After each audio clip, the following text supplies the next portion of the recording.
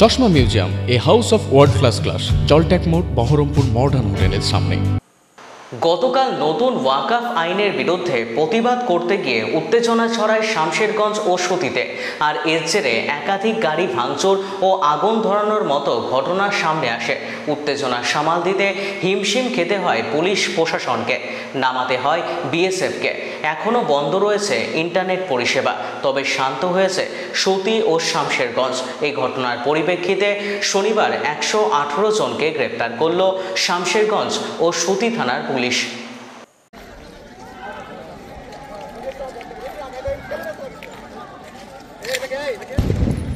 সাংবাদিক